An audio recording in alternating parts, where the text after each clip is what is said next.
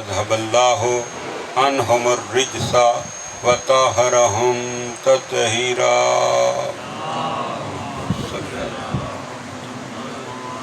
ولعنة الله على أعدائهم وغاصب حقوقهم ومنكر فضائلهم أجمعين. أما بعد فقد قال الله تبارك وتعالى في كلامه الأعلى: بسم الله الرحمن الرحيم.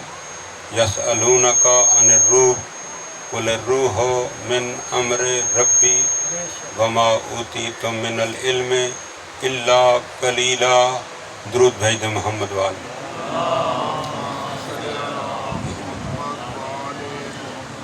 حاضرین محترم، ابتدائی بیان میں ان تمام عزیز و اقربا کی بارگاہ میں ان کی خدمت میں تعزیت و تسلیت پیش کرتا ہوں، اس دعا کے ساتھ کہ پروردگار عالم محمد و آل محمد کے صدقے میں مرحوم محمد یونس صاحب کے درجات میں بلندیاں عطا فرمائے، ان کے لاحقین کو صبر جمیل عطا فرمائے، ان کی منازل آخرہ میں آسانیاں عطا فرمائے، اور جتنے بھی صاحبان دور و نزدیک سے اس خانوادے کے ساتھ تعزیت و تسلیت کے لیے، غم گساری کے لیے، غم میں شریک ہونے کے لیے تشریف لائے ہیں، اللہ سب کی حاضری کو قبول کرتے ہوئے اجر جزیل عطا فرمائے، اور اس خانوادے کو صبر جمیل عطا فرمائے. اور یہ جملہ میں اکثر کہا کرتا ہوں کہ آج ہم کسی کے صف ادا پر بیٹھے ہیں اور ہمیں یقین ہونا چاہیے کہ عنقریب یہی صف ادا ہمارے لیے بچھایا جانے والا. لہذا سے مواقع پر سننے سنانے اور سمجھنے سمجھانے اور پھر سن سمجھ کر عمل کرنے کی توفیق عطا فرمائے. انتہائی مختصر سا بیان ہے، اور دیکھیے کہ یہ انسان جو ہے یہ 3 چیزوں سے مرکب ہے. سائنس کی بات نہیں کر رہا، سائنس نے کچھ اور کہا ہے، میں تو ظاہری بات کر رہا ہوں. قرآن نے فرمایا کہ کل نفس ذائقۃ الموت. یہ میرا عنوان نہیں ہے، صرف بات کو آگے بڑھانے کے لیے یہ آیہ مجیدہ میں نے پڑھی ہے. تو دیکھیے کہ نفس نے مر جانا ہے، باقی رہ گئی 2 چیزیں، ایک ہے جسم، ایک ہے روح. نفس کیا ہے؟ جس نے جسم اور روح کو آپس میں جوڑا ہوا. درمیان میں سے نفس کی موت ہو جاتی ہے. جسم مٹی کا بنا ہوا، اسے ہم خود مٹی میں دبا دیتے ہیں. روح کیوں ہے؟ کیونکہ وہ عالم نورانی کی مخلوق، لہذا وہ اپنے اصل کی طرف چلی جاتی ہے. نفس مرتا ہے، ہم کہتے ہیں انتقال ہو گیا، فوت ہو گیا، فلاں بندہ مر گیا. تو یہ موت کی سمجھ ہمیں آ ہی نہیں رہی، اور آتی بھی نہ اگر وہ خانوادہ نہ ہوتا کہ جن کو اللہ نے موت سے بھی پہلے خلق فرمایا تھا. کائنات کے رسول نے فرمایا اول ما خلق اللہ نوری. بات کیونکہ مختصر کرنی، سمجھیے گا کہ وہ ذات مصطفیٰ کی زبان سے یہ جملے نکلے جو وحی الہی کے بغیر اپنی زبان کو حرکت دینے کے لیے تیار نہیں ہے. وہ فرما رہے ہیں کہ اللہ نے سب سے پہلے میرے نور کو خلق فرمایا. یعنی جب موت بھی نہیں تھی، جب زندگی بھی نہیں تھی، ایک ذات تھی، اسے کہتے ہیں نور مصطفیٰ. لہذا اسی خانوادے کی ایک ہستی کی بارگاہ میں عرض کیا گیا، میرے مولا حضرت امام علی نقی علیہ الصلوۃ والسلام، درود بھیج دیجیے بلند آواز سے، اللہم صلی علی محمد. پوچھا گیا، پوچھنے والے نے سوال کیا کہ مولا یہ موت کیا ہوتی ہے؟ اب موت کی حقیقت وہی بتا سکتے ہیں، ہم تو سمجھ نہیں سکتے. تو فرمایا کیا تو کبھی سویا نہیں ہے؟ کہ سرکار روز سوتے ہیں. فرمایا یہ جو تم سوتے ہو نا، اسے کہتے ہیں نیند، اور یہ نیند ایک مختصر موت ہے. نیند ایک مختصر موت ہے، اور جسے تم موت کہتے ہو یہ ایک لمبی نیند کا نام ہے۔ یعنی جب نفس درمیان میں سے نکل جاتا ہے، انسان ایک لمبی نیند سو جاتا ہے، اٹھے گا روز قیامت جب اسرافیل علیہ السلام سور کو پھونکیں، تب کیونکہ روح کی بات ہو رہی۔ روح کیا ہے؟ نفس کیا ہے؟ جسم کیا ہے؟ جسم تو ہے مٹی۔ روح کے بارے میں میرے پیغمبر کی بارگاہ میں سوال کیا گیا، اور میرے پیغمبر کی امت کوئی مختصر نہیں۔ اگر آپ غور کریں تو کہتے ہیں کہ 8 ارب کے قریب آبادی ہے اس دنیا کی۔ ایک اندازہ ہے، ممکن ہے تھوڑی کم ہو، ممکن ہے تھوڑی زیادہ ہو۔ تو یہ جو جتنی بھی مخلوق ہے نا، یہ ساری کی ساری میرے نبی کی امت ہے۔ اس میں یہودی بھی ہیں، اس میں نصرانی بھی ہیں، اس میں ہندو بھی ہیں، اس میں مسلمان بھی ہیں، اس میں ماننے والے بھی ہیں، اس میں نہ ماننے والے بھی ہیں، اس میں اپنے سے عرفہ و اعلیٰ سمجھنے والے بھی ہیں، اس میں اپنے جیسا سمجھنے والے بھی ہیں۔ یہ سارے کے سارے امتی سرکار مصطفیٰ ہیں۔ تو میرے نبی کے زمانے میں جو یہودی تھے وہ بھی امت تھے، انہوں نے سوال کیا کہ یہ روح کیا ہوتی ہے؟ تو میرے نبی اپنی مرضی سے تو بولتے نہیں، وحی الہی کا انتظار کیا۔ جو آیت میں نے آغاز کلام میں پڑھی، سورہ بنی اسرائیل کی آیت نازل ہوئی، یسألونک عن الروح، اے میرے حبیب یہ آپ سے روح کے بارے میں سوال کر رہے ہیں کہ یہ روح کیا ہوتی ہے۔ تو قل الروح من امر ربی، ان سے فرما دیجئے کہ یہ روح جو ہے یہ میرے رب کا امر ہے۔ تم روح کو جان نہیں سکتے، تمہیں روح کی معرفت نہیں ہو سکتی، تم روح کو پہچان نہیں سکتے، تم ہر روح کی حقیقت تک جا ہی نہیں سکتے، کیونکہ وہ امر ربی ہے۔ وَمَا أُوتِيتُم مِّنَ الْعِلْمِ إِلَّا قَلِيلًا، اس کی وجہ یہ ہے تم کیوں نہیں جان سکتے؟ اس لیے کہ جو تمہیں علم دیا گیا ہے وہ قلیل ہے۔ روح تک پہنچنے کے لیے علم کثیر کی ضرورت ہے۔ تو حاضرین میں کہنا یہ چاہ رہا ہوں کہ جو امت اللہ کے امر کو، نبی کے رب کے امر کی معرفت مکمل حاصل نہیں کر سکتی، وہ کسی اولی الامر کی معرفت کیسے حاصل کر سکتی ہے؟ بے شک بے شک، امت اولی الامر کو پہچان ہی نہیں سکتی۔ سبحان اللہ۔ اب اولی الامر کون ہوتا ہے؟ ایک لمحے کے لیے آئیے، ابھی میرے محترم کلام پڑھ رہے تھے، اس شہزادی کا ذکر کیا، شہزادی کونین کا گھر، 2 بچے داخل ہوئے، اماں سب نے عید کے کپڑے بنوا لیے، ہمارے لباس کا کیا انتظام ہے؟ بی بی نے صرف بہلانے کے لیے بچوں سے کہہ دیا کہ تمہارا لباس درزی کے ہاں سلنے کے لیے گیا ہے، تمہارا لباس سلنے کے لیے درزی کے ہاں گیا ہے۔ بی بی کی زبان سے نکلا کیا جملہ؟ لباس گیا ہے درزی کے ہاں۔ میں پھر لفظ کو دہراؤں، لباس گیا ہے درزی کے ہاں، لفظ درزی نکلا، ادھر سے رضوان جنت حکم الہی سے دروازہ سیدہ پر پہنچا، دق الباب ہوا، پوچھا گیا کون؟ آواز آئی انا خیاط الحسنین، میں حسنین کا درزی ہوں۔ اب اولی الامر کی سمجھ آئی، یہ اولی الامر نہیں، یہ 11 ہستیاں ہیں اولی الامر، ان کی والدہ گرامی ہے۔ ایک اولی الامر کی بیٹی، ایک اولی الامر کی زوجہ، 11 اولی الامر کی ماں اگر اپنی زبان سے کہہ دے کہ درزی کہ ہاں کپڑے سلنے گئے ہیں، تو رضوان جنت کی مجال نہیں کہ وہ جناب سیدہ کے دروازے پر آ کر یہ کہے کہ میں رضوان جنت ہوں، اسے کہنا پڑتا ہے انا خیاط الحسنین۔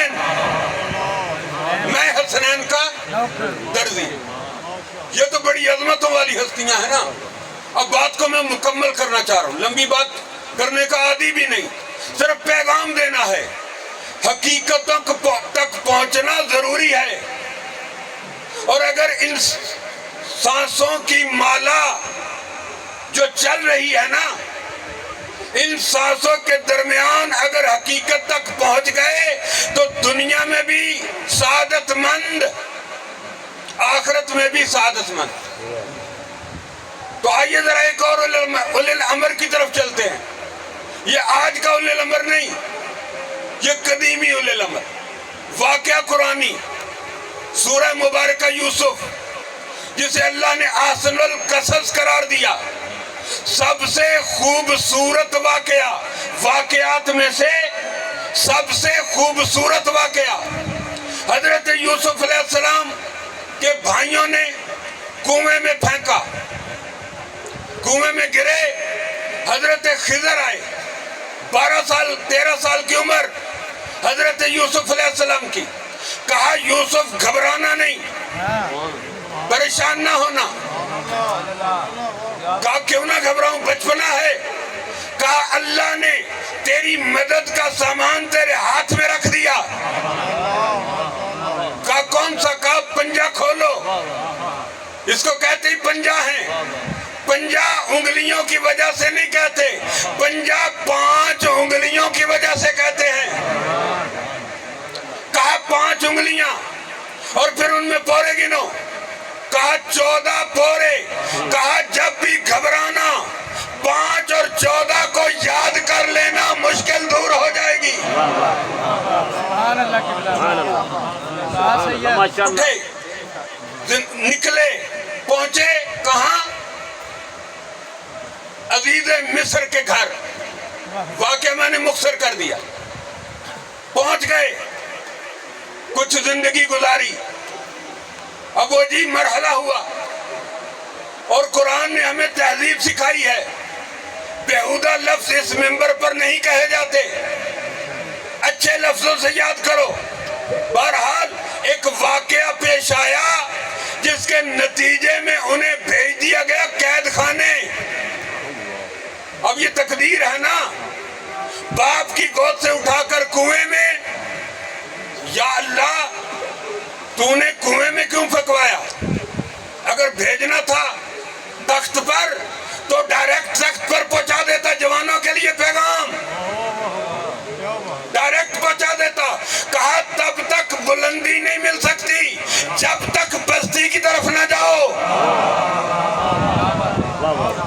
کبھی یہ نہ سوچنا کہ تم ڈائریکٹ بلندیوں پر پہنچ جاؤ گے. پہلے تمہیں یوسف کی طرح کنویں میں گرنا پڑے گا. وہاں اگر صبر کرو گے تو تمہیں تخت پر بٹھا دوں گا. این نوجوانی قید خانے میں پہنچے. قیدیوں کو پتہ چلا کہ جناب یوسف خوابوں کی تعبیر بتاتے ہیں. ایک قیدی نے خواب دیکھی، بات میں مکمل کر گیا. ایک قیدی نے خواب دیکھا، آیا یوسف میں نے خواب دیکھا. کب بیان کرو؟ کہنے لگا میں نے خواب میں دیکھا کہ میں اپنے مالک کی سقائی کر رہا ہوں، اسے پلا رہا ہوں. کہا اچھا یہ خواب دیکھا؟ کہا 3 دن کے بعد تو رہا ہو جائے گا. اب ہوتے ہیں لوگ حساب کتاب والے. ایک بندہ وہاں بھی تھا. کبھی بھی حساب کتاب سے بات نہیں کرنی چاہیے. کئی بار اپنی ہی کی ہوئی بات میں بندہ پھنس جاتا. وہ اٹھا، کہنے لگا یوسف میں نے بھی خواب دیکھا. کہا کیا دیکھا تو نے؟ کہا میں نے دیکھا کہ میرے سر پر روٹیوں کا گٹھا ہے اور پرندے ان روٹیوں کو نوچ رہے ہیں. کہا 3 دن کے بعد تجھے سولی پر چڑھایا جائے گا، پرندے تیرے سر کا گوشت نوچیں گے. اولی الامر ذہن میں رکھیے گا. اب یہ گھبرا گیا، موت کی خبر سن کر گھبرا گیا، اور گھبرا کے کہنے لگا میں نے تو کوئی خواب دیکھا ہی نہیں تھا، میں تو جھوٹ بول رہا تھا. حضرت یوسف جو اپنے زمانے کے اولی الامر ہیں کہتے ہیں جھوٹ تو نے بولا ہے، میں نے نہیں. جھوٹ تو نے بولا ہے، میں نے نہیں جھوٹ بولا. میں نے جو کہہ دیا وہ ہو کر رہے